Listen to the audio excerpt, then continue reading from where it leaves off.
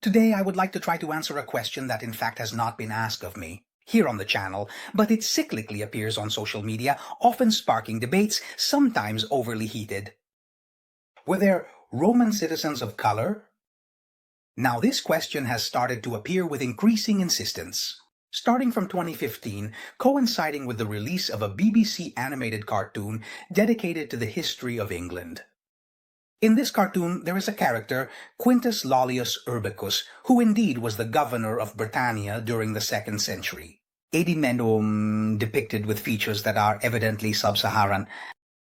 Now this immediately triggered a reaction from elements of the identitarian right, who accused the BBC of blackwashing, of painting history black, emphasizing that Urbicus, a native of North Africa, at most could have had Berber ancestry, but certainly not sub-Saharan, and that, in general, the idea of a Roman citizen of color, especially, who held a particularly high position, was a globalist delusion devoid of any validity.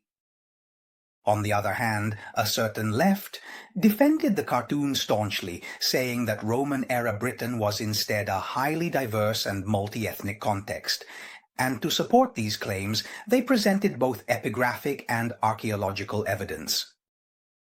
Now, from my point of view, these are two positions, one absolutely wrong and the other still excessive, and this is because both positions try to bend history to their own political ideology, which is something fundamentally foolish, because there is nothing in ancient societies that can be used to ennoble an element of a modern society.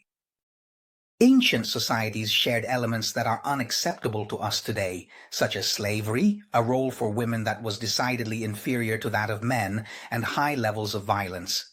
And above all, an economic structure that, to a varying degree, was always based on the plundering of resources from neighboring cultures.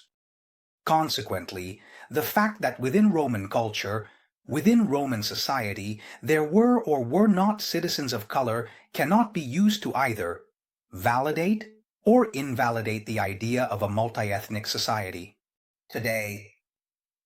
Moreover, I personally would like to say a few brief words about the BBC cartoon. Even though the depiction of the Roman official of color caused quite a stir, in reality, within the cartoon, you can even see a Celtic warrior of color. So it is evident that the intention of the BBC cartoon was certainly not to present a historically accurate depiction of Britain, but rather to help build a shared national consciousness among young viewers, even among those who are children of first, second, third, or fourth generation immigrants, precisely to prevent these young individuals from becoming prey to this or that political or religious fundamentalist movement in the future, with the terrible consequences that we are well aware of.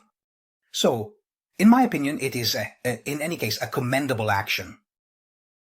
But returning to our topic, and thus trying to answer the question in a manner completely free from any ideological framework, did black Roman citizens exist? If so, since when? And in what percentage?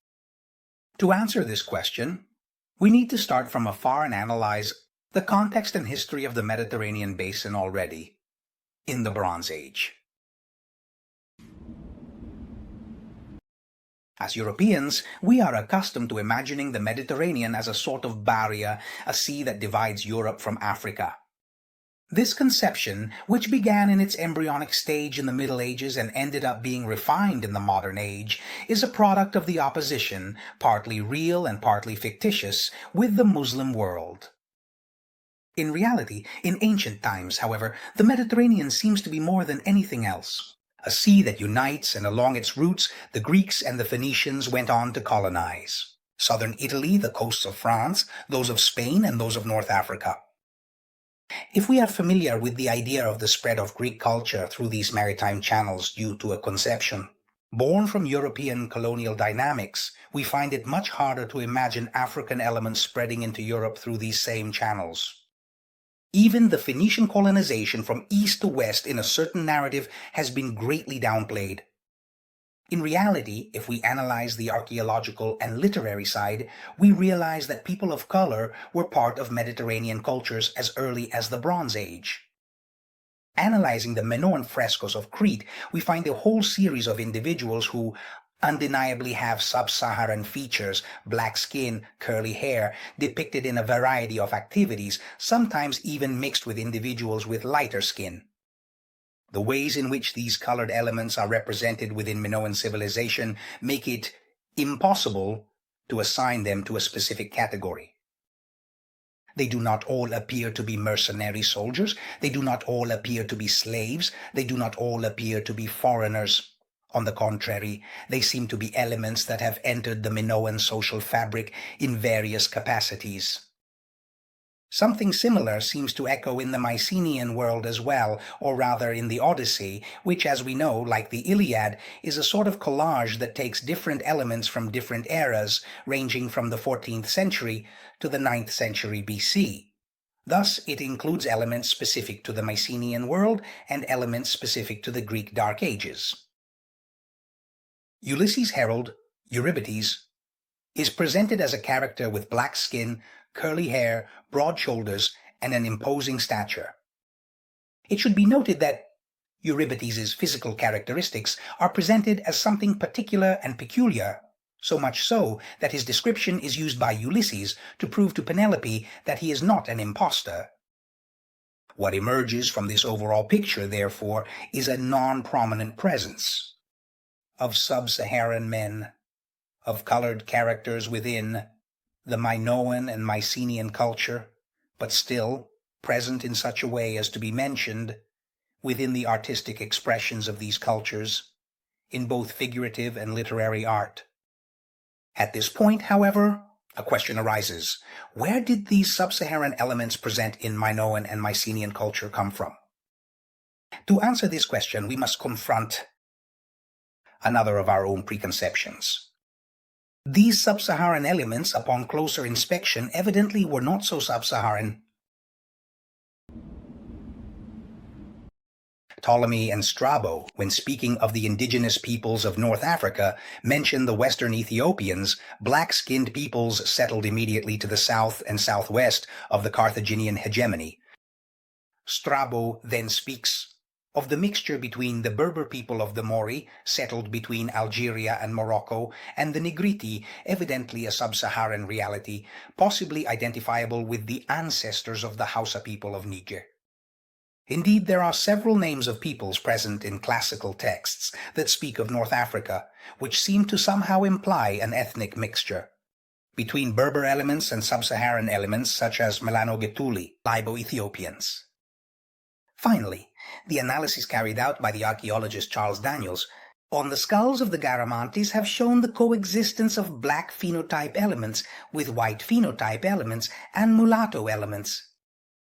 Not only do the mixed communities seem far from sub-Saharan in ancient times, but we even find black communities settled at a relative distance from the Mediterranean coast. For example, we read in Diodorus Siculus about Agathocles, the tyrant of Syracuse, during his expedition in Africa in the 4th century BC. He besieged and conquered the city of Felin, probably Douga, 130 kilometers from the Tunisian coast. The inhabitants of Felin, the Asphodeludi, are described as having black skin like the Ethiopians. The overall picture that emerges is that of a North Africa dotted with white Berber communities, mixed communities, and black communities, whose members, thanks to the high mobility between the Mediterranean coasts, already promoted by the Phoenicians and the Mycenaeans, must have occasionally come into contact with European cultures, in some cases becoming part of their social fabric. The inhabitants of Felin, those Asphodeludi, who according to Diodorus Siculus had black skin. Like the Ethiopians, given the location of their city, they must necessarily have been subject to Carthaginian hegemony. On the other hand, Frontinus, in his stratagems, when speaking of the Punic auxiliaries captured by Gelon of Syracuse, uses the term Nigerimi to describe them. Skulls attributable to individuals of color have been found at Punic sites in the Balearic Islands, right in the middle of the Mediterranean. Finally, the Swiss anthropologist Eugène Pitard attributed the skull found in the famous sarcophagus of the priestess of Carthage to a woman of color, a mulatto. Now it becomes evident that individuals of color had, in various capacities, become part of the Carthaginian social fabric. When Rome in the 2nd century BC conquers the Punic world and then extends its influence to the Numidian world as well, several elements of the Libo-Phoenician aristocracy who show collaboration are granted Roman citizenship, such as the famous Mutines, mentioned by Titus Livius in relation to the siege of Agrigento, who will become Marcus Valerius Motun. Now, given the ethnically diverse component of the Carthaginian world, and that of North Africa, we cannot assert with certainty that none of these new Roman citizens were of color.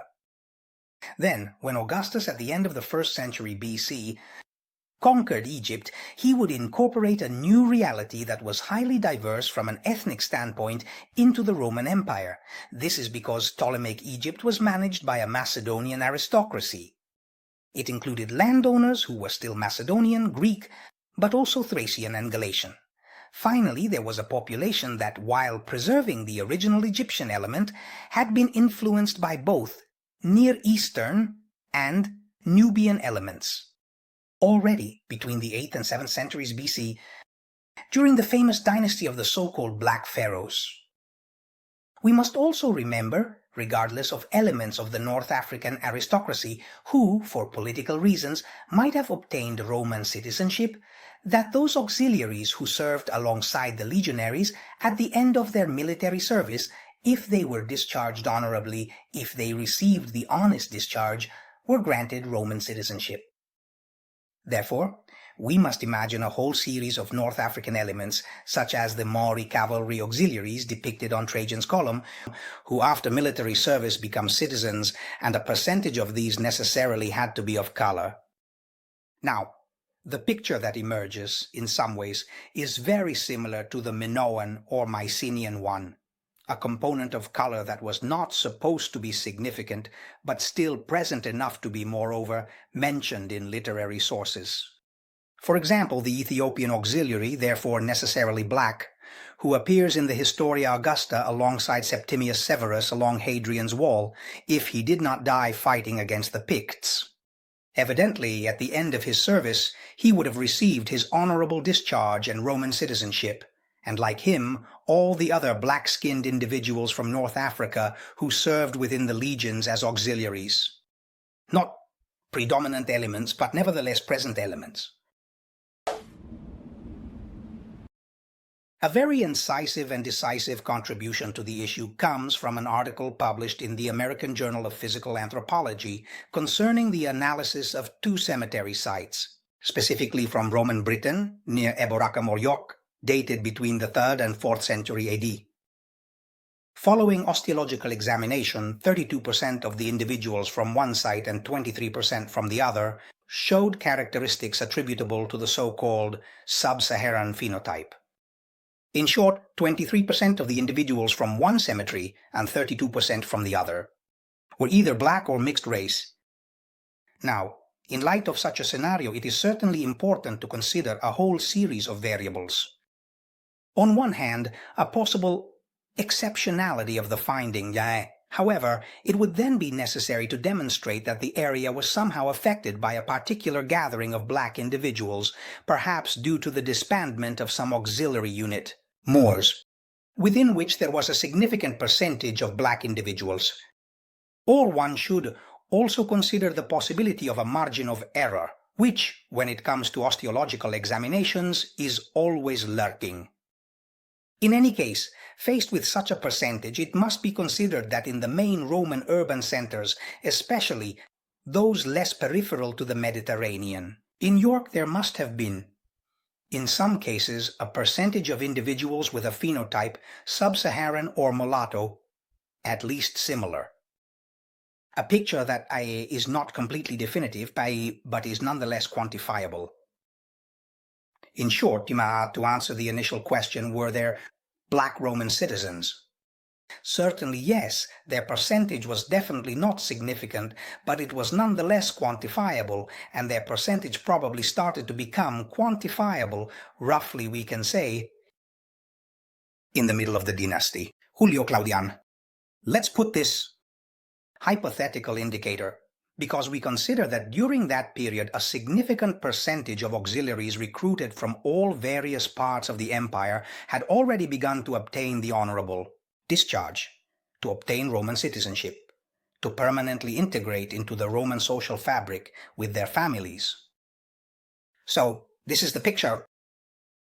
If you like this video, give it a thumbs up and subscribe to the channel. Thank you.